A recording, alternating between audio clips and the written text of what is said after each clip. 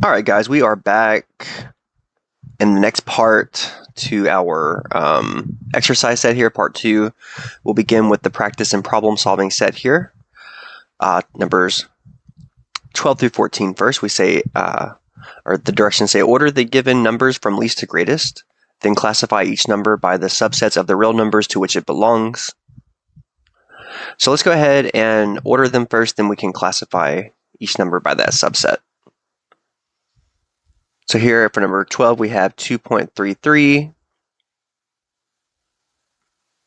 5.5 with the repeating bar, 2 square roots of 5, negative 4/5, and negative 0.75.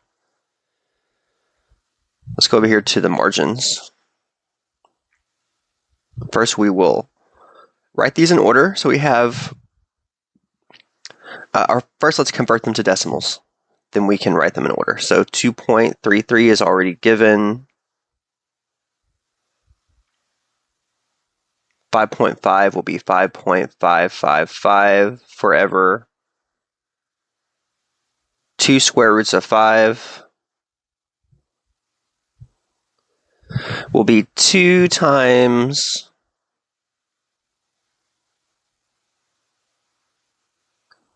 2 point, or actually let's put an approximation sign. It's approximately 2 times 2.236, which gives us 4.472.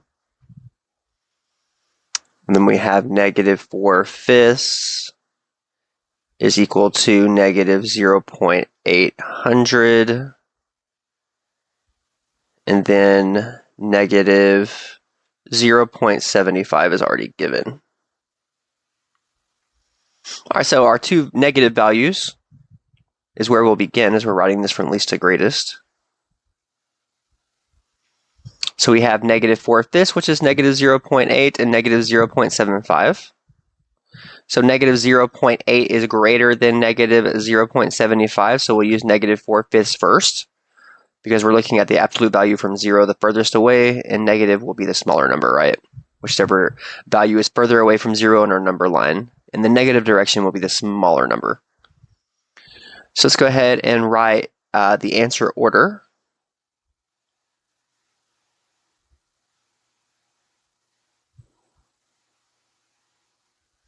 We'll begin with negative 4/5 because we want to write this in the original form. Then negative 0.75, 2.33, 2 square roots of 5, and then 5.5 with our repeater bar. Now we're ready to classify.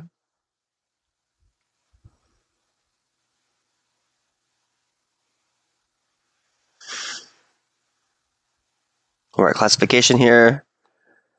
And let's begin with 2.33. And we'll refer back over to our visual as we're working through these. But here's our visual. Oh yeah, I need to unlock that so I can erase. There we go. All right, so we are looking at 2.33. This will be a real number. They all are real. And a rational number. So let's go label that RQ.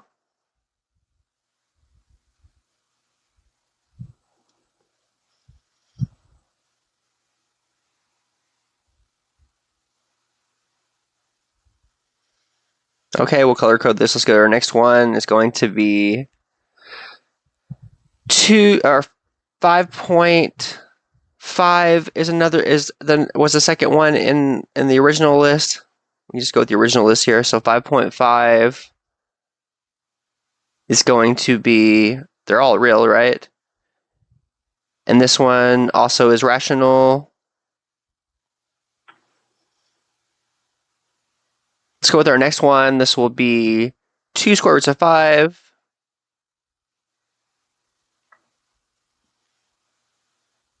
This is going to be real but irrational. Don't let the 2 fool you there. A rational number times an irrational number will always be irrational. Okay, let's continue. Our next value is -4/5. It's going to be real and irrational.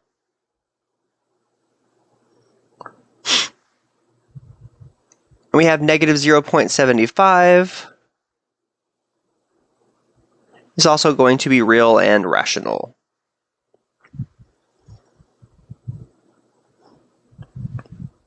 Now take a look at 13.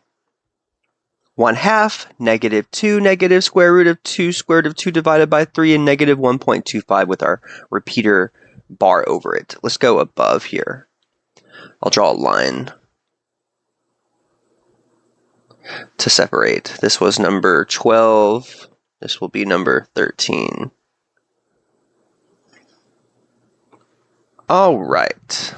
Let's write out our values here. Converting them to decimal point first, we'll begin with square root of 2 is going to be around 1.414. And then we have the negative square root of 2, which is going to be around -1.414. Then we have square root of 2/3, which is going to get us to, we have the square root of 2/3, so square root of 2 divided by 3 is going to get us to around 0.471. And then we have -1.25,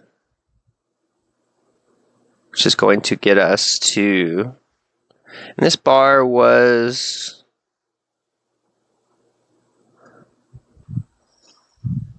that has a repeater bar over 25.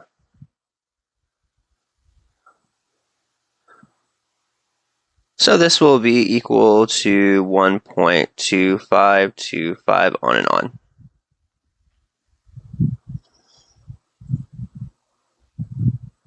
All right, then we have 1/2.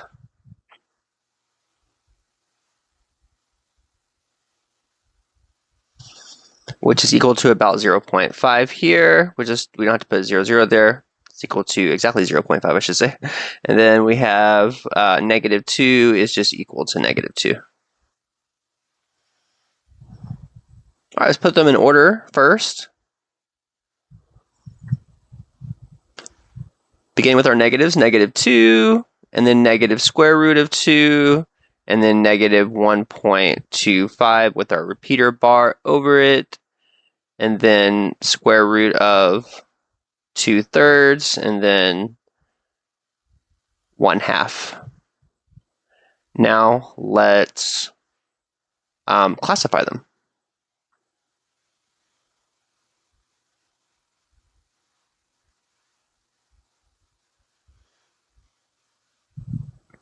All right, 1/2 is going to be real and rational.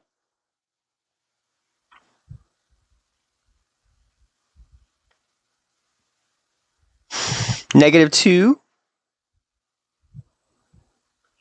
is real and rational. But let's go over to our visual really fast so we can remember. It is also an integer.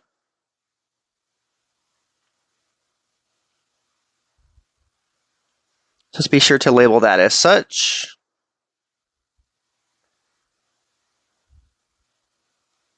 Here we are.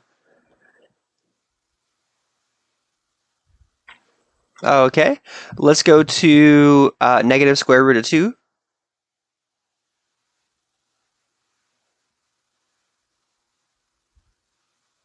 Negative square root of 2 will be real, and this one's irrational, right? This is not one of our perfect squares.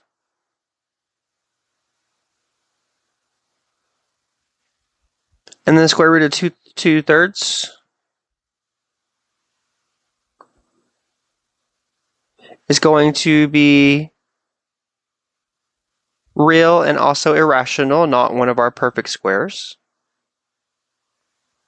And then we have negative 1.25 with our repeater bar over it. This is going to be both real and rational. All right. Let's take a look at number 14. For 14, we have negative square root of 9, 2 pi, negative 1, 5.12 with the repeater bar over it, and negative 7/2. So we'll just go right above here since we're writing quite a bit for these.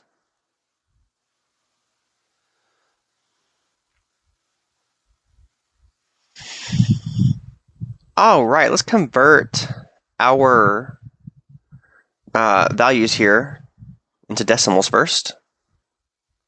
So begin with the square root of 9 is equal to, make my pen a little smaller, is equal to negative, this is negative square root of 9, by the way, is equal to negative 3. And then we'll have 2 pi.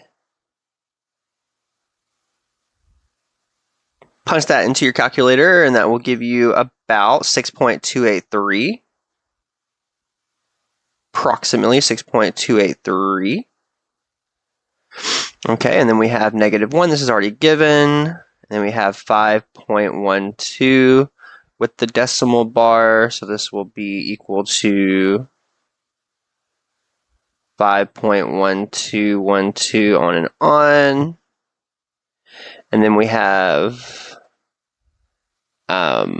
negative, and then I could put ... there. And then we have negative 7/2, which is equal to negative 3.5. All right, so negative 9, negative square root of 9, is that rational or irrational? Rational is one of our perfect squares. Square root of 9 is 3 is a perfect square, so negative square root of 9 would be negative 3, which is an integer, right? All right, let's put these in order. Negative 7/2, negative square root of 9, negative 1, 5.12 with our repeater bar, 2 pi. Now we're ready for our classification.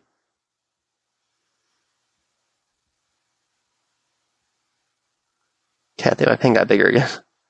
Go down just a little bit. All right, so for classification.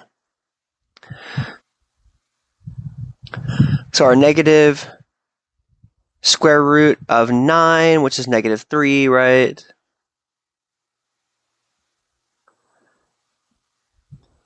Is real. It is rational. It is an integer. RQZ.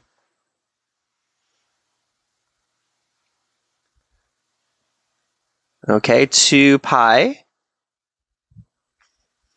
is real and irrational.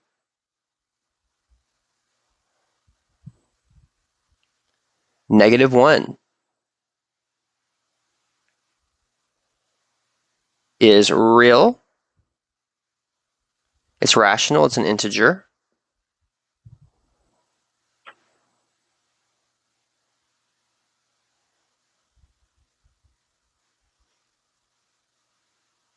Let's go to the next one, 5.12.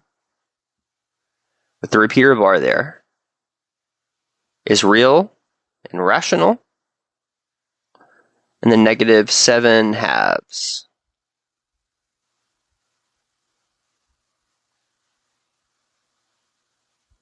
Is real and rational. And there we go. Now, one note I'll say of caution is don't assume that all square roots are irrational. Perfect squares have integer and therefore rational square roots. All right, let's go to our next set. 15, 16, and 17, we're using interval notation to represent each set of numbers. Here we begin with 15. X is not equal to 5.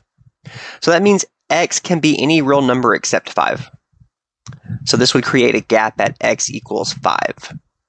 Now if we remove the single point 5 from the real number line, what two intervals remain? Everything to the left of 5 and everything to the right of 5. So let's write that out as such. Open parentheses, negative infinity, 5, close parentheses because it's exclusive, does not include it, or does not include 5, and it will go infinitely in the positive direction. And infinite always has parentheses, so close parentheses. That's our answer. So just note here that removing a single point does not change whether 5 is included. A single point is excluded with the parentheses on both sides. All right, let's take a look at 16. X is greater than negative 15, but less than 0. So both endpoints are strict inequalities, so both are excluded. So the question is, what bracket type goes at both endpoints? Notice there is not this symbol, right? Which would make it equal to or inclusive. So we're going to use parentheses at both. Open parentheses, negative 15, 0, close parentheses. And 17, we have a number line. We have a closed circle at negative 3 and a closed circle at positive 3. So these are both inclusive. We're going to go back to our bracket now.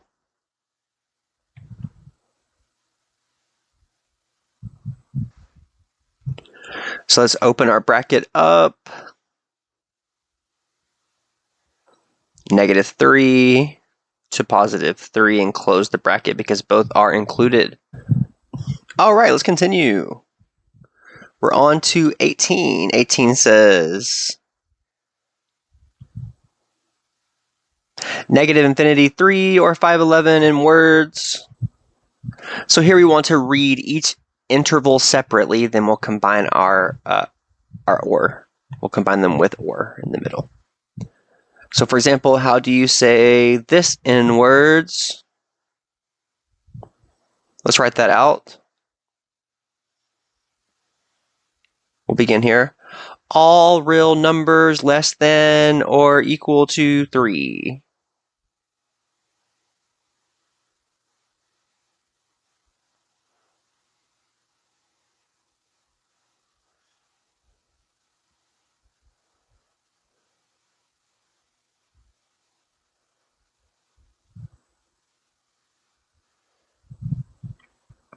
We'll put a comma or. Now we're ready to say this one. All real numbers greater than 5 and less than or equal to 11.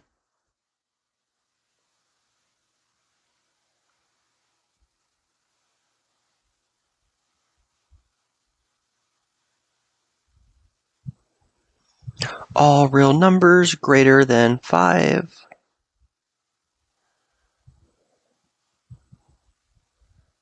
and less than or equal to 11. All right, there we go. All real numbers less than or equal to 3 or all real numbers greater than 5 and less than or equal to 11 in words. Let's take a look at 19. Positive multiples of 11 in roster notation. So our positive multiples of 11 start at 11 and they go up by 11 forever. So we can list the first 5 elements of this set. That would be 11, 22, 33, 44, 55. And now we're ready to write in our braces. Let's do an open brace here. And then the dot, dot, dot means it goes on forever.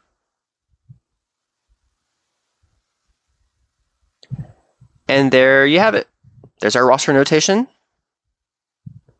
for positive multiples of 11.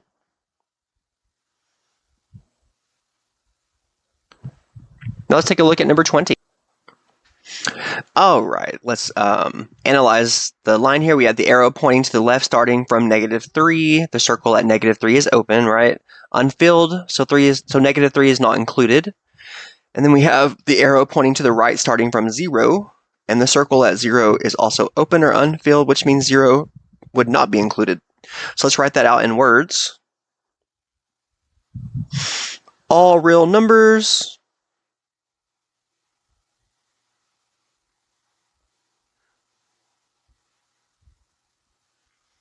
less than -3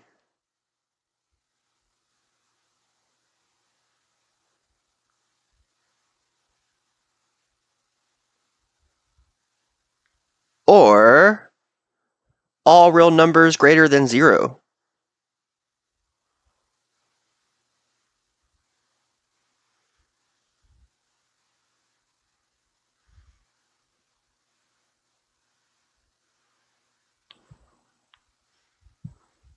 Oh, right, there's number 20. Let's go to 21. Here's our pattern. Set builder notation. So our pattern is negative odd integers from -9 to -1. So what do they all have in common? They're all odd, number 1, number 2 negative, and number 3 they range from -9 to -1. So we want to write a condition that will capture all 5. Let's write that out now.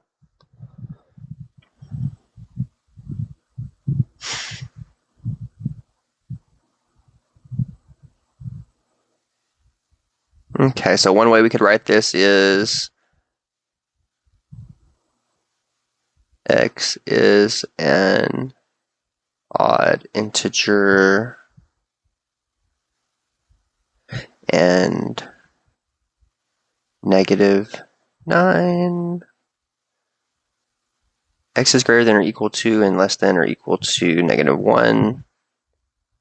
Okay, alternatively, we also could write, I'll do this in red.